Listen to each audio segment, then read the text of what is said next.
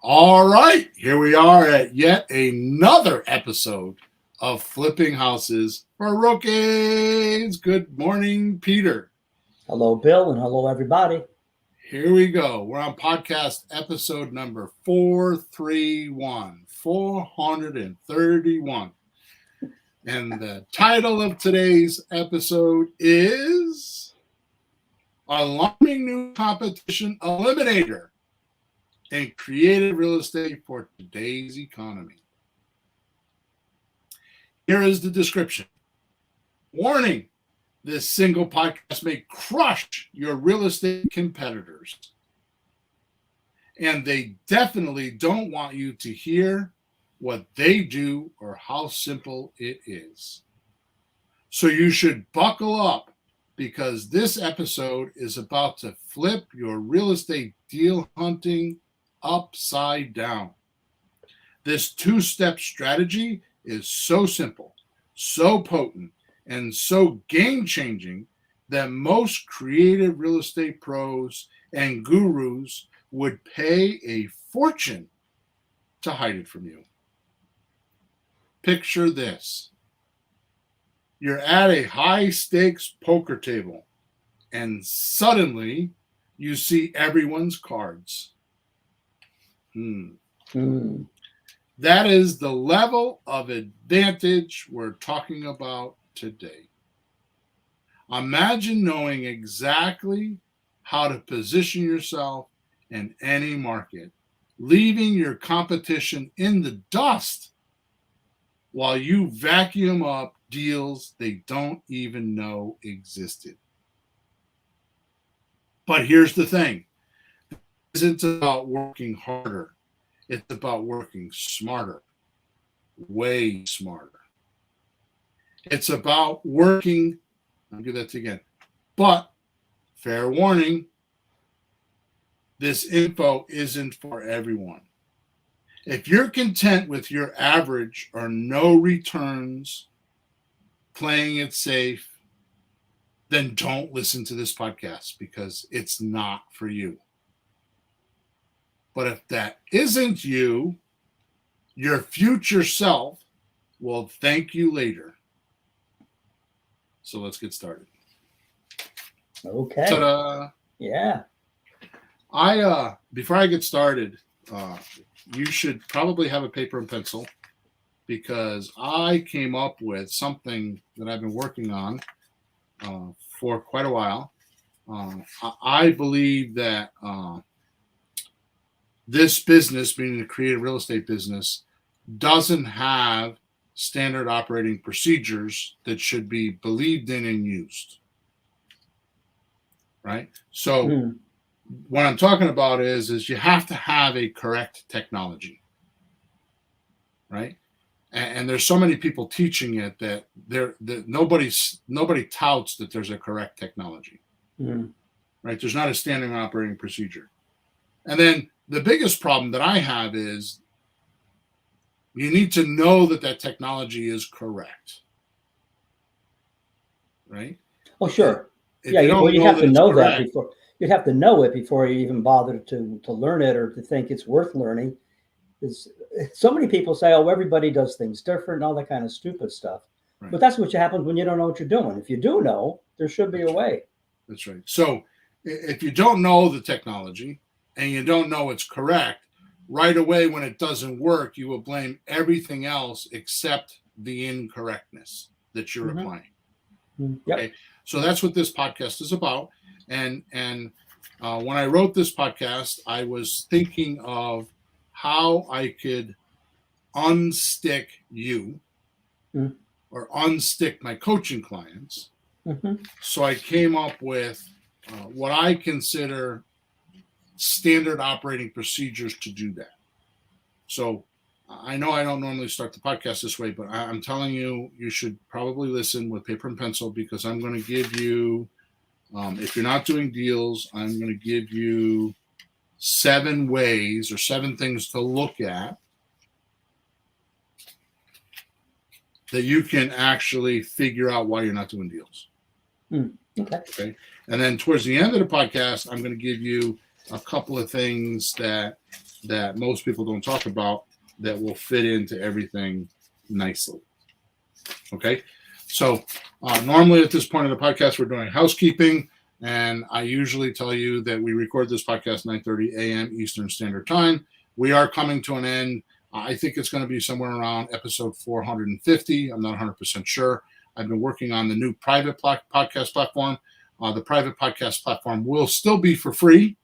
You'll have to get the app that we're going to give you. We're going to give you an app, and you're going to download the app, and you're going to have all the episodes there so that you can listen to it on your phone. The reason why we're changing the podcast platform is because you can communicate to us. We'll be able to text you during the podcast, or you'll be able to text us during the podcast. And like all the downloads and things that I'm going to give to you, you can just get right on your phone. So that's why we're changing it. Okay. But in the meantime, we record at 9:30 a.m. Eastern Standard Time. We live stream it on Thursday morning to Facebook. We live stream it to LinkedIn. And we live stream to YouTube twice, one at Creative REI Reply, which is our software, and the other is Flipping Houses for Rookies. If you have any questions about the podcast, you can go to those platforms. You can type it into wherever you can type in on those platforms, and I can answer the questions pertaining to the podcast. If you don't have questions about the podcast and have other questions about creative real estate or need help, then you can go to flippinghousesforrookies.com or creativereireply.com and put in a support ticket, and we will get those support tickets and be able to answer your questions directly. Or if you have an idea about a podcast, you should send them there. If there's something you're stuck on, a topic, there's some piece of it that you don't quite understand, I will definitely develop a podcast for that. Last thing I'd like to announce is once I get the new podcast platform running, then what will happen, which by the way, if you want to go download that app, it's hiro.fm, HIRO.fm. If you want to go download that app so you're ready, then you should do that. It's Hiro, H-I-R. She calls it Hero. The owner calls it Hero, but it's HIRO.fm. Go download that app. That's where everything's going to be parked, and you're going to be able to get anything you want there. It's going to be different. I'm going to have less people probably listening to me because it's a private app, but I'm going to give more stuff away, and the podcasts are going to be better, and there's going to be courses on there and paid ones if you want to do all that stuff. It's going to be pretty cool. Okay. Yep. In unison with that, what will happen is I've started to write newsletters that you can subscribe to that are about creative real estate. And on the Hiro app, I'm going to have an audio newsletter. So you can get the newsletter delivered to you. It'll be a couple times a week in your email, so you can read about creative real estate. They're between 750,000 words. They're not big articles, but they're going to be very impingitative. And the other thing is if you wanted to get an upgrade, you can actually listen to it audio. So I'm going to be reading the newsletters to you so you can get them in audio. And all that's coming down the road. I'm hoping that it'll be ready by the end of 2024. So in 2025, all this stuff will be launched and ready to go. And that's my goal. Awesome. Okay. Enough of that. So here we go. Podcast time. Go, okay, Pete. baby, go. Okay, Pete. Yeah. I want to start off today with an interesting discovery that has been hidden in the shadows for many creative real estate rookies for some time now. I had trouble finding it. And I knew something was there. And I've been working with you, and I've been working with a couple. My coaching group is as small as it's been, so I have more time to spend with people. For reasons, I last month I fired 2/3 of my coaching clients. I just fired them. I took them off. I told them I'm not. It was a tremendous financial hit for me, but I was tired of talking to the wall, or it was like I was boxing shadows because they weren't showing up and they weren't doing the work. And I told them that's it. I'm done. Yeah. I'm interested in helping people get money, checks in their pocket, and I'm working very hard to do that. And it seems like it's been a slow progress, but I do want to change that in 2025. I'm interested in checks. I'm interested in results. You and others getting checks. So if it's the death of me, I'm going to figure that out. And I'm pretty close, I think. So anyways, here's what I figured out. Here's what the one thing that I figured out that was hidden in shadows for many creative real estate investors. And I named it because it has to have a name. That's right. It's called the chameleon technique. Okay. So, and of course, by chameleon, we mean a person who often changes his or her beliefs or behavior to please others or to succeed. So I'll say that again. Mm-hmm.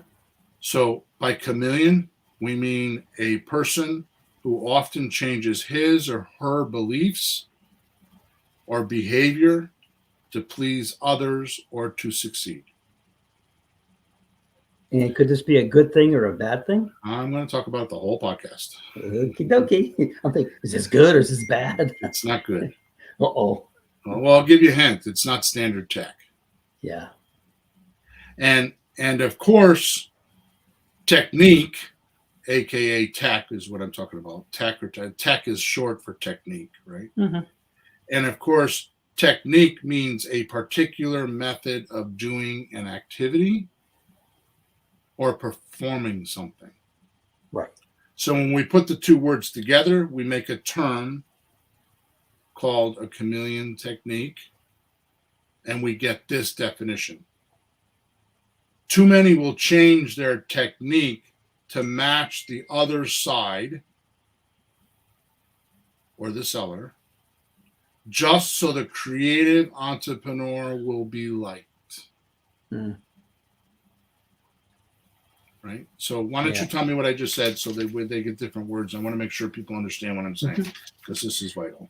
Sure. Well, sometimes we're talking to somebody and they're trying to do something with their house. We're supposed to have our methods of deal structures and numbers that work for us, but they're giving us this long story and think, gee, I sure wish I could make this work. Well, maybe I'll do it what they're asking me to do, or saying something that pleases them, but it doesn't fit what works for us. So how's it going to work? It can't go. So you start down this road, you can't finish. Okay. And if they don't sell the house, you don't buy the house, who likes anybody? They're not going to like you then. You're not going to like yourself either. So what really works is doing it the right way, and then everybody likes each other. Sometimes things are hard when you're trying to get them done, and maybe it's not understood to be the right way or pleasant or whatever. But when you pull it off and everybody gets paid, the seller's happy, the buyer's happy, we're happy. So that's exactly right. It's got to be the right way.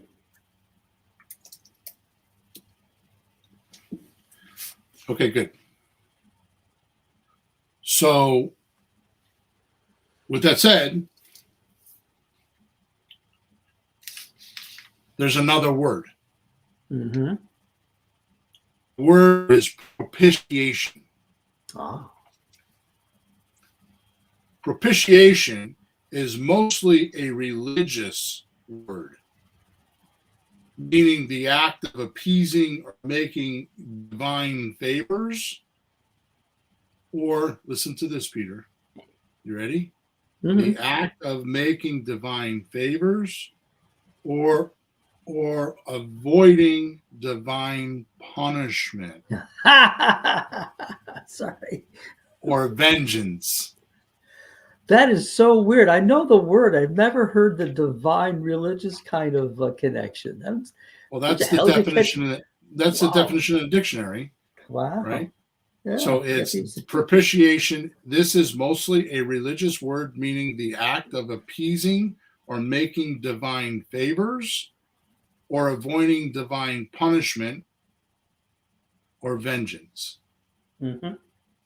But the way I use it, or the way we use it, meaning you and I and many others, and the way we use it today is giving gifts or favors to someone so they will be your friend. Like giving an apple to your teacher. Right. And we do this a lot with our sellers. We propitiate, and based on what I just told you, it's the chameleon technique. Yeah. So we're saying whatever we think the other person wants to hear, so there's not confrontation. I have too many people. I have family members that tell me this regularly. And I'm telling you, this is a personality indicator. Mm-hmm. You know what it tells? What's tell? You know what a tell is? Yeah, when it comes from poker card That's games, right. when people have certain mannerisms that you can see what's really going on. You can see right through it, and you can try to guess what they're doing. Do they have a A, winning te- hand, a losing hand? a tell gives away their secret. It gives away Yeah, whether they have a good hand or a bad hand, right? yeah. So when I hear this one exact term, it's a tell for me that this person is doing the chameleon technique. And what do they Here's the say? tell. Here's the tell. Hmm. I don't like confrontation, I thought that was, yeah, yeah, or I avoid confrontation. That yeah. I've heard means this that. person that says this is using the chameleon technique. I will tell you from my vast experience, because lately I've been out wandering, making trips and doing things I shouldn't be doing that I can't afford, and they've been extremely expensive. Working on things myself and other things because I am ready to move it to the next level in my life. And I know that when I do that, some are going to go with me and some aren't, because I am definitely changing things because I want to. Yep. Right. I will tell you that it took me a long time to figure out that a 3 minute uncomfortable conversation with someone could change your relationship or how that thing ends up for a lifetime. So if you're with a seller and you have that 3 minute uncomfortable conversation that you consider confrontation, the deal will change. Mm-hmm. Okay. Here's my point on this. Too many try to be socially correct and don't follow standard procedure or standard tested and proven scripts because they believe it will make them unpopular with the seller because they have a myth in their mind that if they become their friend, they will sell the property to them. Which brings me to another point that I didn't write down, but I'm going to tell you that I've just recently learned, and I'm not going to tell you why I learned it because it's a bit embarrassing, but I'll tell you what I learned. I think you and I have talked about this. Okay. You have friends, and then you have acquaintances. Yeah. A friend is going to bend over backwards to help you. They're on your side, and vice versa with you. You have certain people that if they called up and said, my brother's going to jail, I need 10 grand, you're going to help them get the money. Oh, that's what he did first, but yeah. This is a true story. Okay? Oh, no, really? So, yeah. Actually, it was her son. It was her son. It wasn't her brother. It was her son was going to jail and she needed 10 grand. Oh, boy. In 3 days. Yeah. Okay. Where an acquaintance would be like, oh, I don't have 10 grand. I can't help you. No way. Sure. So you need to realize that even though you were really good on the phone, you are never going to be the friend of the seller until the deal is done and they have received the results. That's when they know you are a friend. In the beginning, you're just an acquaintance. They don't know you. There's a big difference. Yeah. Big difference. Right? Let me see if I can look that word up real quick. I should have done that before. Which one? Acquaintance. Oh, yeah. Well, I would guess from where you're going with this that a real friend will also tell you the truth and have those uncomfortable conversations where the acquaintance wouldn't bother. That's right. So an acquaintance is defined as a person who knows slightly. It's a person who one knows slightly, but who is not a close friend. Sure. Right? So we're dealing with acquaintances in the beginning. Right? The way you trust someone is when their words match their actions. Yeah. Right? So if you say, John, I'm going to meet you at the diner at 2:00 on Thursday, and I will have the contract and we will be ready to go. You need to show up not at 2:05, but you need to show up at 2:00, the contract, ready to go. Your words match your actions. Right? Yep. So too many are trying to socially be correct and don't follow social procedures. Right? So here's a perfect example of this. You're doing the script, and the seller knocks you off the script. Mm. Now, here's how you would normally handle that. You would acknowledge them, say, I got that, and then you would continue on the script. Mm-hmm. Unless it's a legitimate concern, like I can't talk right now because my daughter just fell off the couch. Yeah. Right? You can then say, okay, when can we talk again? But 99% of the time, read Grant Cardone's book, Sold or Be Sold. Mm. He said 85% of people's objections are complaints. They are not real objections. They're complaints. You just acknowledge them and carry on. Yeah. It's more like they're And trying to most- avoid. Yeah. So if you go down that train, you're going to wind up avoiding your own conversation.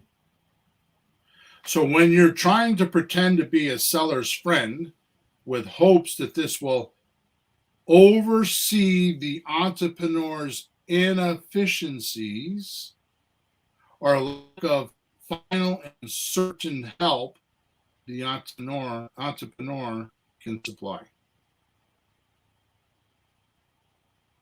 So when you're just trying to be their friend, you're not breaking their social veneer. They're acute, in other words, very short, very simple personality, and you're not getting into the real reason why. Mm. Okay, so a perfect example of this is go to a party. What's at the party? Everybody's social personalities.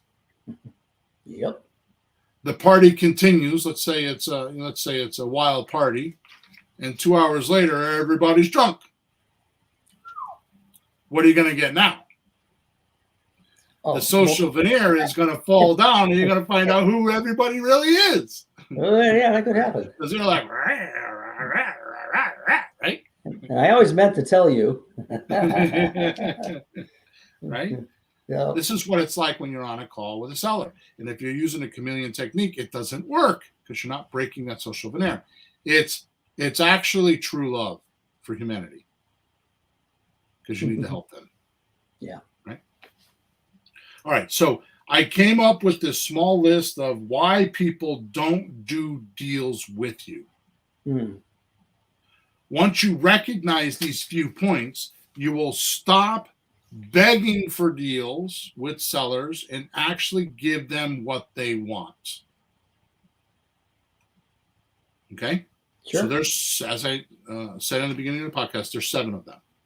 So these are what you should write down if you're listening, or you should make sure you have them so that when you don't, every time you have a failed sale or a failed deal close, you should go over this list and you should look at it.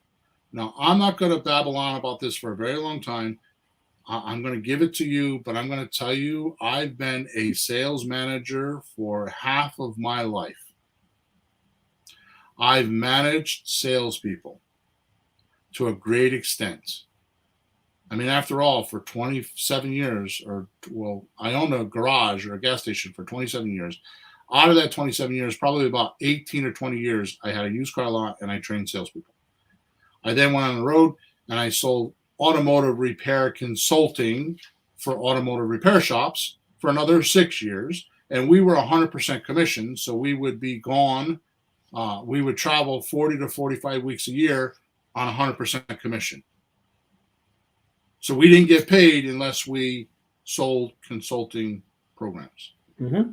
So I give you my advice today, not because I'm a smartass and I read some book. It's my experience of how to survive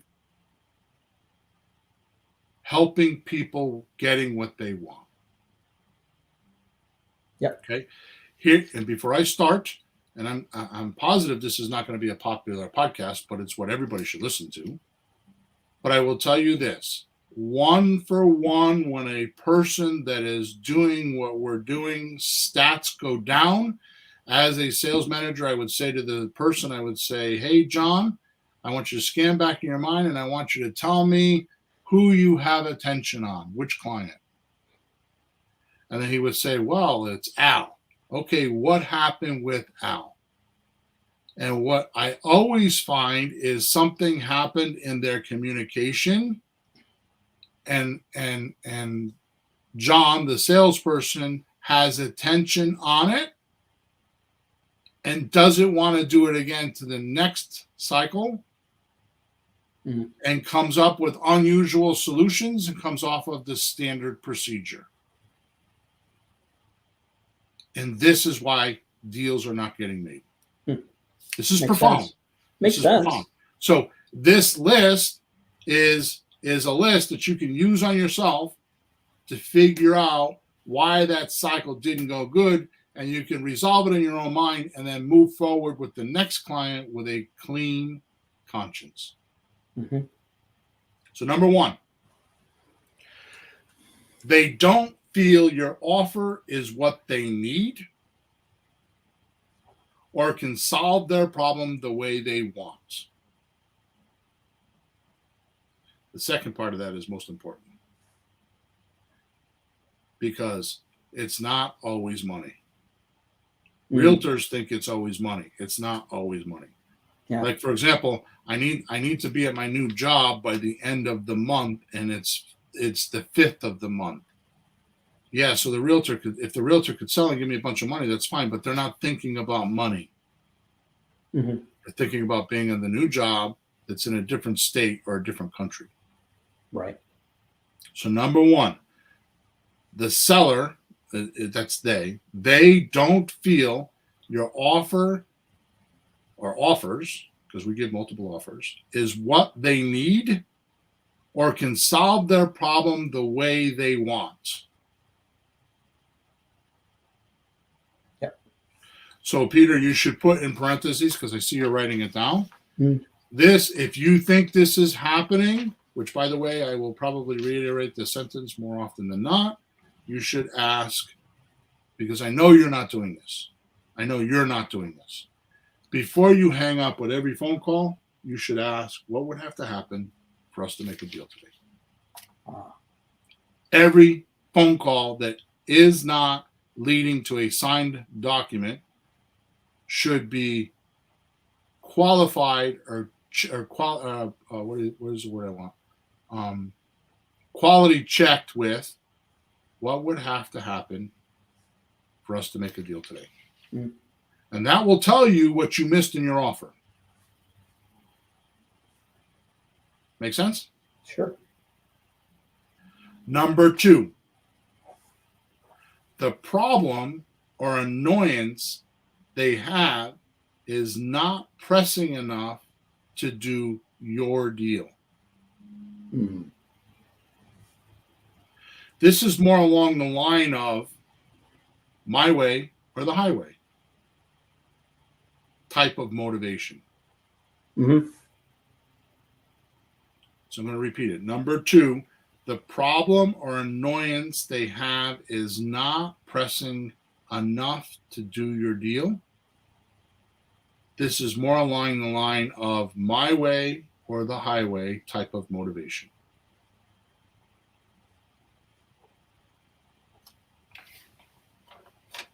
Is there a fix for that? Or Yeah. it's just, Every one of these you can say, what would have to happen yeah, for us to make a deal today? Just Because use then that. they'll tell you, what I really need, like I'm doing a refinance right now. I actually went to the closing table on Monday. Yeah. It is now Thursday, and I have not signed the closing documents because I point blank said to the loan agent, my motivation is I need $50,000. out of this deal. And with all the fees and everything, I'm only getting $33,000. So the amount of effort and the amount of cost and the amount of discomfort, because I'm telling you, for example, I make this property, I make $1,000 a month right now. If I do this deal, I make $100. Ouch. They haven't checked with me what problem or annoyance am I trying to solve. And I told them 3 times. Yeah. Okay. Number 3. The timing's not correct. Now, in last podcast, I explained to you time is a huge thing. You need to look at time in 3 categories. Past, present, and future. Time has 3 categories. Sure. Past, present, and future. So that ties into this one. The timing is not correct. Often these type of sellers have time on their side and are just shopping around for their solutions and will wait until the time comes to please their situation or lifestyle preferred. Number 3, the timing is not correct. Often these type of sellers have time on their side and are just shopping around for solutions and will wait until the time comes to please their situation or lifestyle preferred. Right? Yeah. Well, my wife wants my daughter to go to this school system. So I'm looking for another house in the other school system. So what would motivate them to sell this house? You tell me, what would motivate them to sell this house?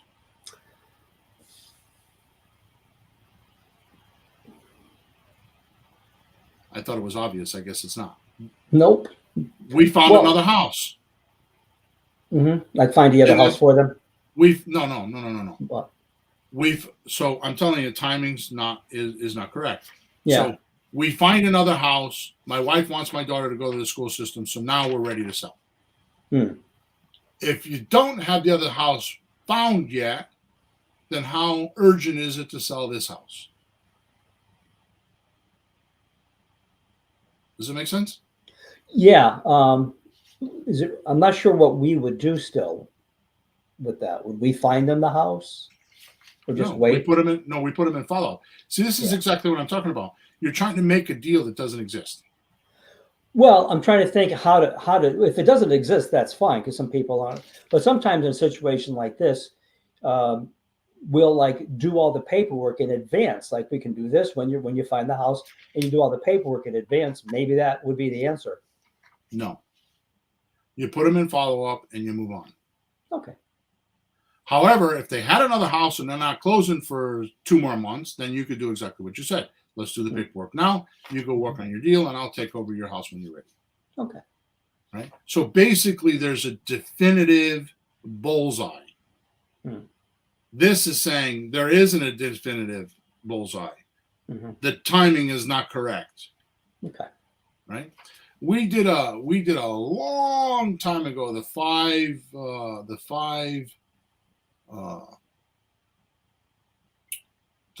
salient points of an offer or something like that. And timing was one of them. Remember, you're the first guy or the last guy. Remember? Oh yeah. So it's like with a for sale by owner, you're the first, but like they put it on the market yesterday, and you call them this weekend, and they're just gathering data. Timing is off. Or it's been on the market for 60 days, and they really want to move, and now timing is different. Sure. So that's what I'm talking about. Be the first or the last is what we used to say, right? Yeah. Okay, good. Number 4. Does that make sense now? Yeah, no, I was thinking that we're supposed to rescue all of these, but sometimes if it's just not the thing, it's not the thing. No, what we're doing right now is handling your failed close. Mm-hmm. And we're indicating to you this is why it failed. Hmm. So now you can say, well, the timing's off. They don't have a new house yet. I'm going to put them in follow-up, and you're going to move on, and you're not going to have some idea in your head that I did something wrong. Okay, that's what I'm thinking. Like, oh, how do you fix that? Well, you don't. Follow up Right. though is a solution. Well, you're Or going if to it's fix it close by getting enough, it. That's right. yeah, if it's close enough, you just do the paperwork and You're be going there to put ready in for your them. mind that this is not a deal. I need to move on and find another deal. Okay. Right.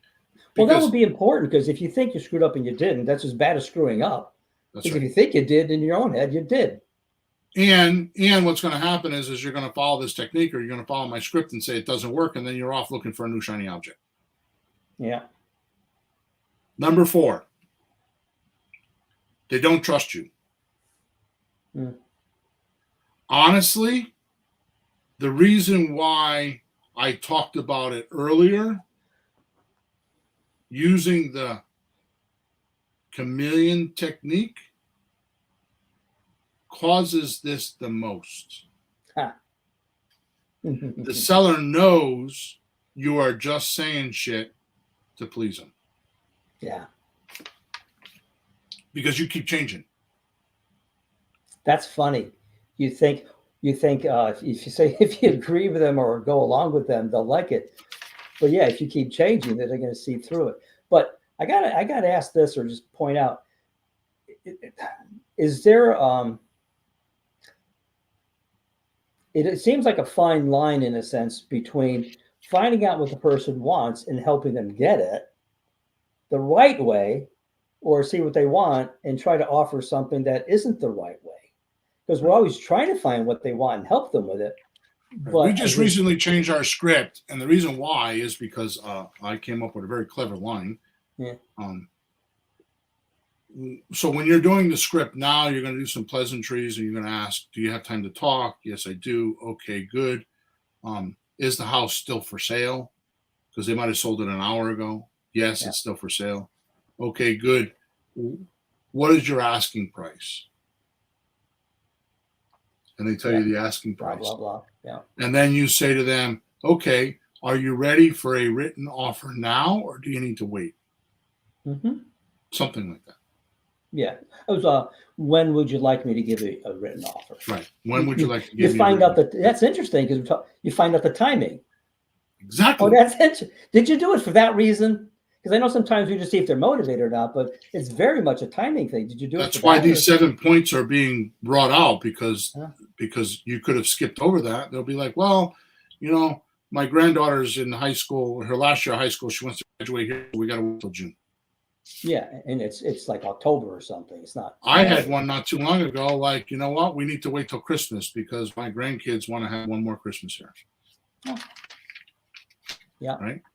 Yeah. Then once you get through that, you say to them, okay, well, the only way I can give you $300,000 for this house is if I give you, I'm sorry, if there's I'm going to do it again. The only way I can give you $300,000 for this house, assuming they're asking $300,000, as is on the date of your choice, is to give you monthly payments without any landlord obligations. Is that something we could talk about? Mm-hmm. Right? But we do that only once we say, when did you want an offer by? Yeah. These are pre-qualifying questions that are getting missed and causing you to do things like chameleon techniques. Because you don't have certainty on what their problem is, and you're guessing. Yeah. Right? So number 4, again, I'll repeat it, they don't trust you. Honestly, and the only reason I talked about the earlier using the chameleon technique causes this the most. The seller knows you are just saying shit to please them. They don't trust you. Yeah. Number 5, they already have another solution, like a realtor, another buyer, another offer. And this other offer is not perfect for them, or it's not close enough for them to close, so they're still shopping around. Mm-hmm. It missed something, this other offer. It's not enough money. They got to wait. There's something about the offer they have that isn't right. And I'm going to tell you the number one thing you're going to run into with this is imagined offers. Oh, yeah. My neighbor said they would. Yeah.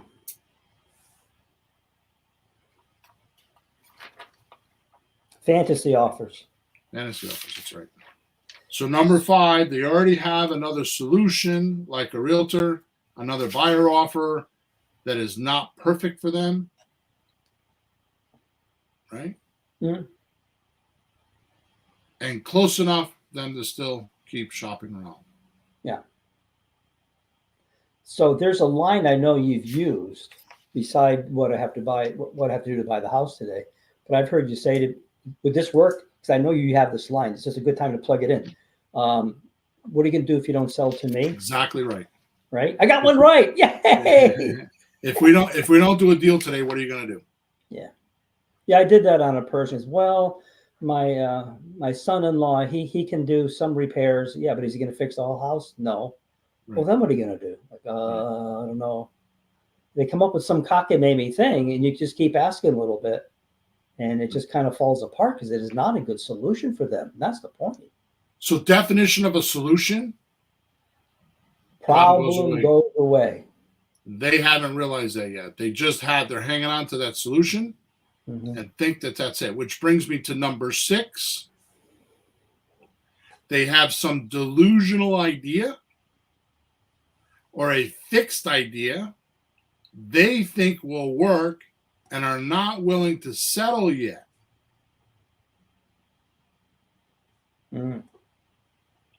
These folks have only done this deal in their imagination and not in the physical environment and don't know yet. Yeah. Oh, Johnny, the 3-year-old little baby, don't touch the stove. It's hot. Doesn't believe you. He keeps trying to touch the stove. The only thing you can let him do is touch the stove because he doesn't believe you. Mm. Number 6, I'll do it again. They have some delusional idea or a fixed idea they think will work and are not willing to settle yet. Yep. Those folks have only done this deal in their imagination and not in the physical environment and don't know yet. Mm. That's probably the most common one we have since the pandemic. Oh, I could get $250,000 for the house. Right?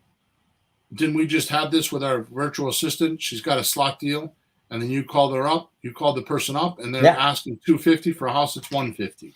This is Pretty that much. deal. This is Pretty much. that scenario right here. So what do? Mm. What Ron LeGrand would say, whack them. Right? Yeah. Well, on the other hand, also, if we can do a really good slot deal or grand slam offer, they could get the kind of money they're asking. So it's a maybe. But if they're stuck in that price, that ain't going to happen. Well, we could give them $250 for a $150,000 property. We could do that. Mm-hmm. We'll give them $250. We have to have a low payment so we can cash flow, and it's got to be a 30-year mortgage. Mm-hmm. So we need time. We need appreciation to catch up to it. Yeah. Right. Yep. Number 7. You're the number 2 guy. Or too late. Suppose they have someone else helping them, and they're not really happy with their performance or results, like a realtor. If you try to help this seller, it will only make you look bad or pushy, or make them start questioning their already made decision.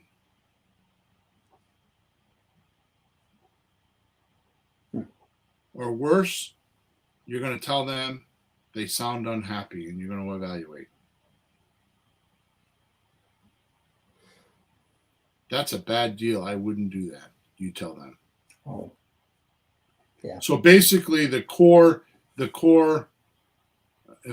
I didn't want to just say these words because I don't know if it'll be understood correctly, but the core thing is you're going to knock them off of a stable datum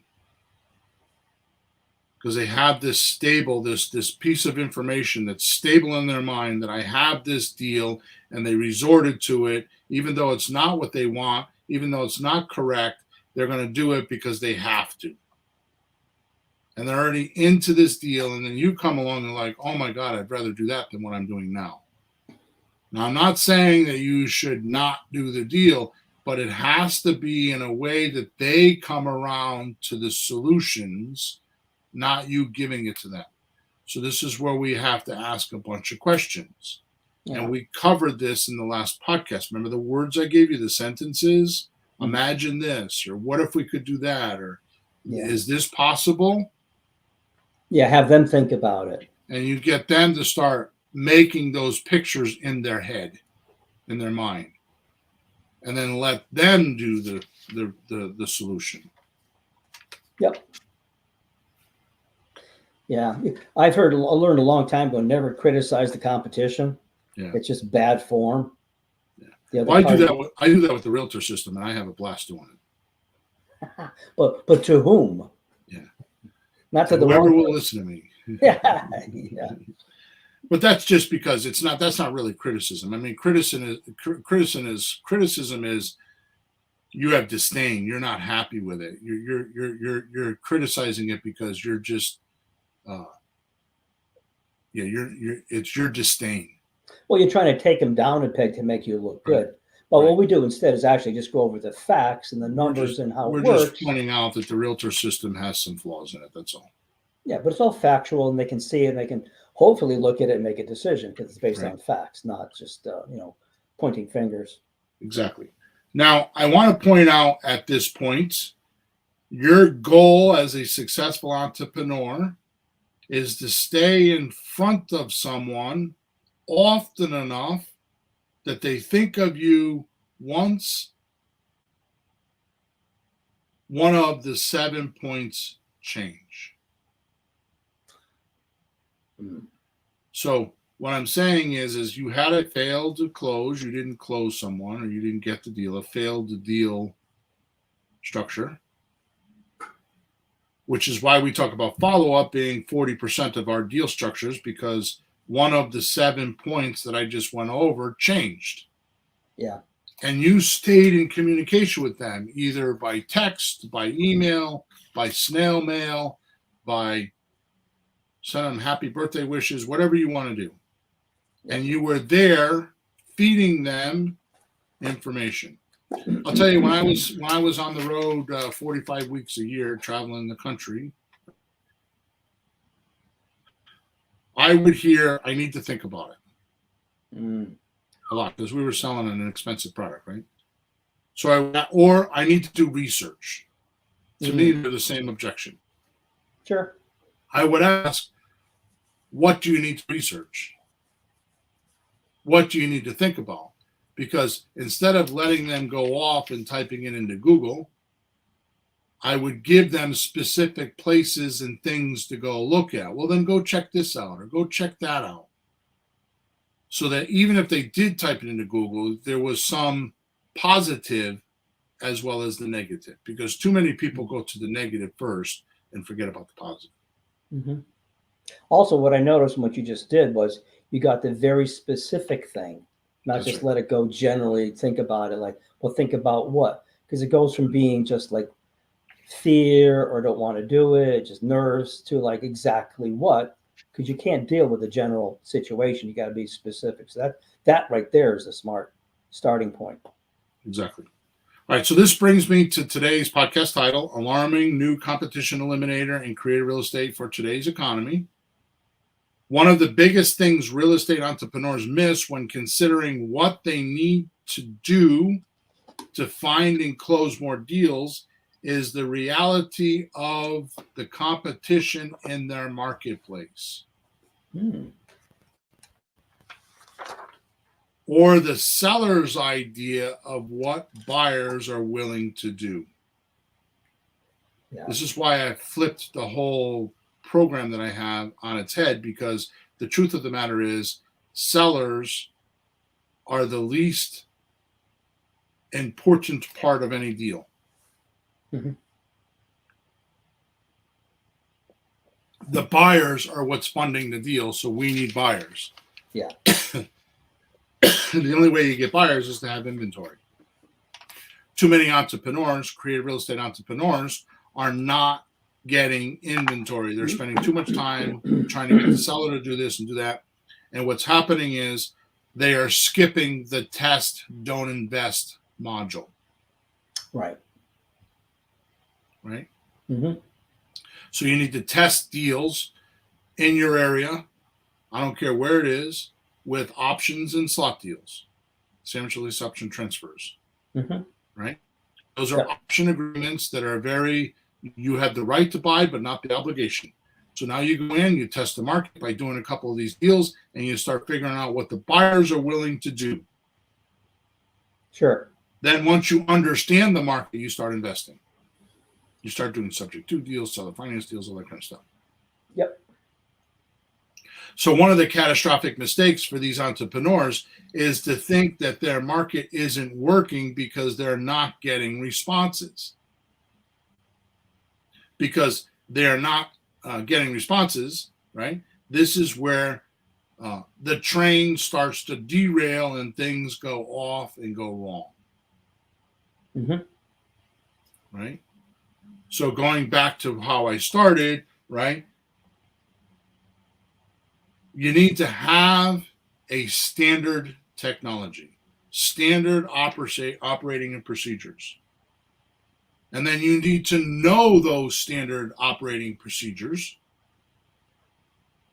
right? Mm-hmm. And then you need to have absolute confidence that they're correct.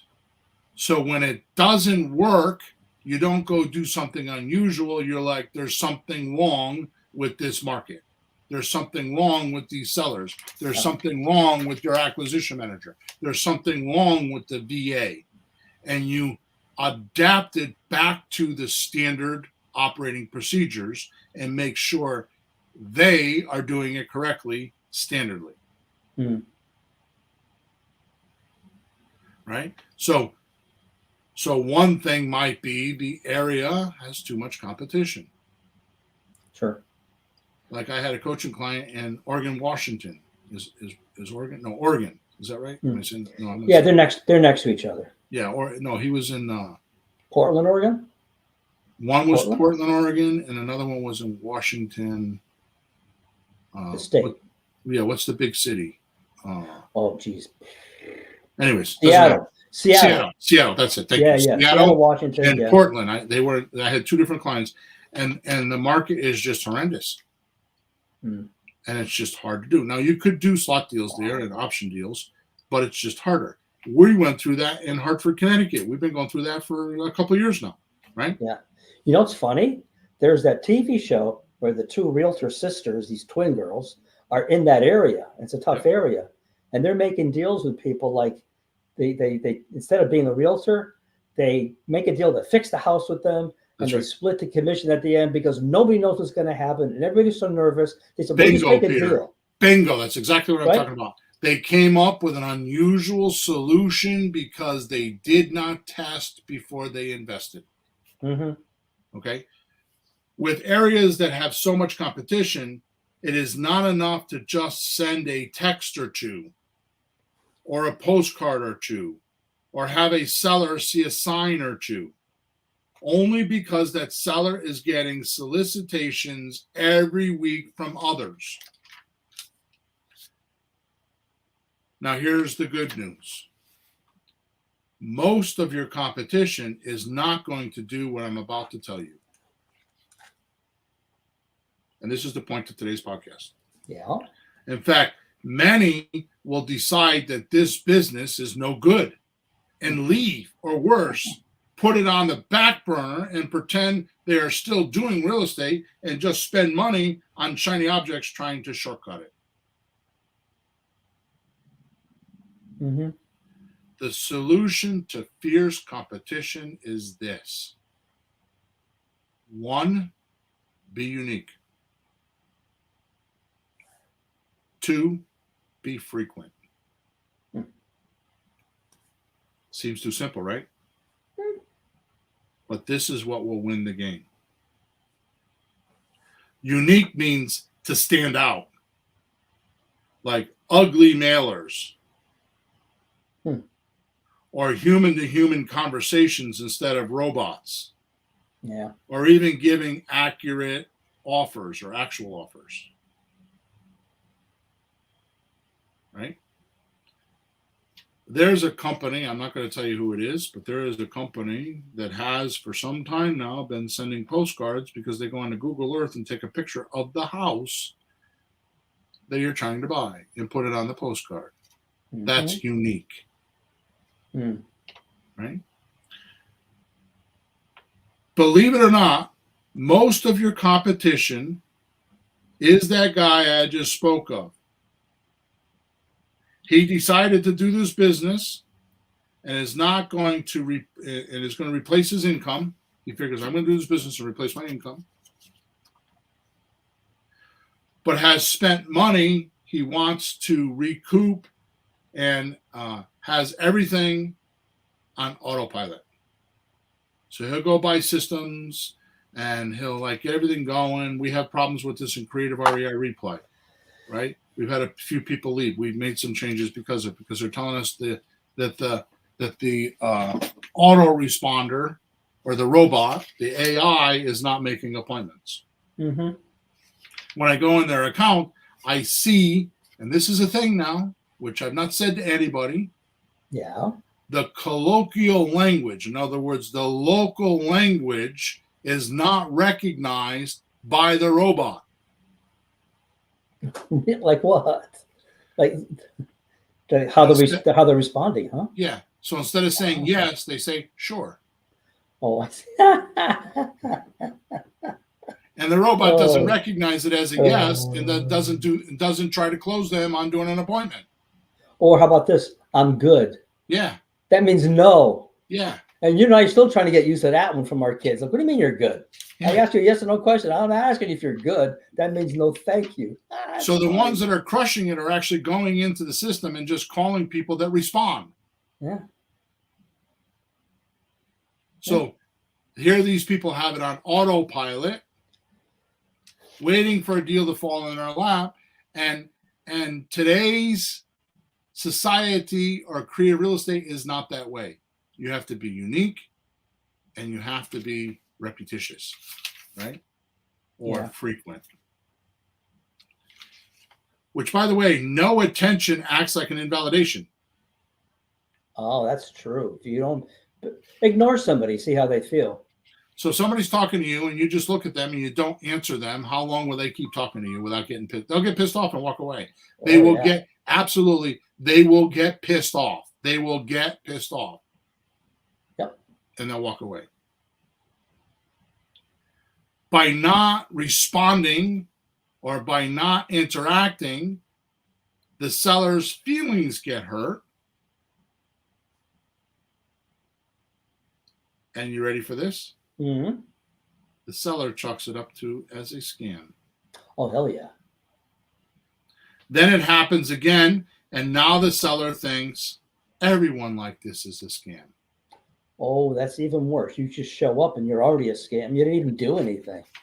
Because everybody before you was on autopilot. Oh, I'm going to do real estate, and I got a 9-to-5 job, and I'm going to buy this automated tool, and it's going to do all the work for me, which is very true. But you need to guide the robot. The robot is a robot. I'll give you an example. Your car.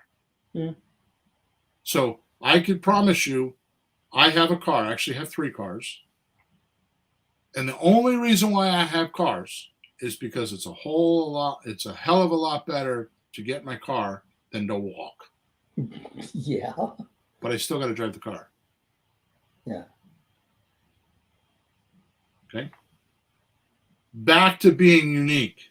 If nothing you do is memorable, you don't stand out. It's that simple. I've been doing this for years. You know this about me, but you don't know that it's been orchestrated because I make comments. I say things that are outstanding. Mm-hmm. Like the realtor system sucks. That's an outrageous nobody says that. Mm-hmm. Right? I come out with statements to be outrageous because then it's memorable.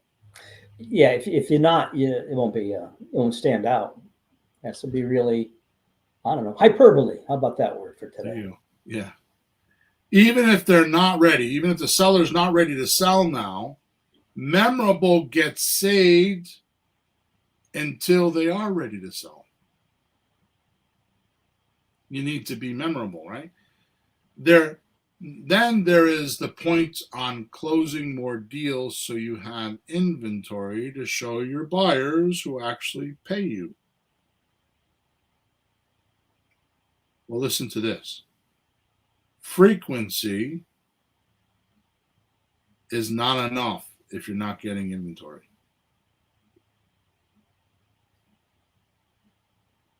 Mm-hmm. You will want affinity frequency. Oh. Right? Working for you at all times. They will pay attention to you because they feel good about what you're saying and you're in the conversation in their head already. Let me explain. For a sake of example, let's say you send out a postcard. Mm-hmm. Well, follow-up needs to have affinity like sending an email. Hey, I sent you a postcard. Did you get it? Yeah. Then a text. Did you get a chance to read my postcard? Mm-hmm. Then a yellow letter. I know I sent you a postcard, but I wanted to give you more information. Mm. More email. More text. Then, how about a letter and a priority envelope? You're constantly standing out and you're constantly communicating. Send them a free report or to a web page where they can make their own offer. And once they visited that web page, now some won't do this, but this is new technology. You can actually buy software now that uses their cookies. In other words, when the internet downloads software called a cookie, so that next time you go there, it doesn't have to download the internet. It doesn't have to download the web page again. It's already there. It just opens it. Yeah. And nowadays, you can download the cookie, and in that cookie, you can have remarketing campaigns so that now wherever they go, your ad shows up. I buy houses. And they think you're everywhere. Yeah. This is going back to the day when we used to do this manually. I would pick a neighborhood or a section of town, and I would send yellow letters. I would be in the inserts in the newspaper. We would put signs out. We would put door hangers out. We would put magnets on gas station pumps. And when I walked into the house, my business card looked the same as the sign, the ad, everything looked the same as my business card. And we would get 100% of the time, oh, I've seen you. You're everywhere. That's right. This is where I learned this. So does that give us another step, another segment of be omnipresent? Yeah, I guess. My point, even though this is extensive, the multiple contacts are vital these days. If you are not attempting to reach a seller 7 to 12 times, you're missing a lot of deals. And just to be simple about this, and not doing all the other things I'm talking about, just leaving 7 to 12 messages on their voicemail is enough. Hey, I got your offer ready. Can we talk? Hey, I know you may not be willing to sell your house, but I have an offer. Here is the best message in the world. My team and I just sold a house and we have leftover buyers. We'd like to talk to you about selling your house. Can we talk? Mm-hmm. What if your seller's not ready now, but will be in 3, 6, 12 months? Are you top of their mind or on somebody else? Are they on somebody else's mind? Are they thinking about somebody else? Mm-hmm. Remember I used to say all the time changes everything. That's right. End of story. To get more deals today, you have to do more than your competition to win deals. End of story. Today, sellers don't make instant decisions when selling their houses like the old days. Sometimes it takes months for them to decide, which means the person who's in their face the most, which should be you, is likely to get the deal when the decision time comes upon them. Mm-hmm. Hit them with texting, phone calls, phone messages, phone voice messages, phone blasting messages, email, direct mail, even shock and awe packages on large deals, business cards, brochures, door hangers, etc. By the way, a shock and awe package is a Dan Kennedy thing that involves sending an elaborate package to get their attention. Right? When would you send a shock and awe package? Well, it's a little bit. It's not just a 5 cent item. It's a pretty good piece of marketing. So you do it when you have a deal that would be fruitful, and it's got a decent chance of happening. But it'd be a really good deal if you could get it. It'd be worth spending a couple of bucks. You got 2 options out right now that we just talked about where the seller didn't respond. That would be perfect to send them a shock and awe package. Sure, when you get that far. Yeah. Right? Because you got that far. Yeah. My last comment today, so we can end off. Creative real estate today is more about the creative ways to get deals than making creative offers. It's changed. Used to be creative real estate meant creative financing, getting deals without money. Yeah.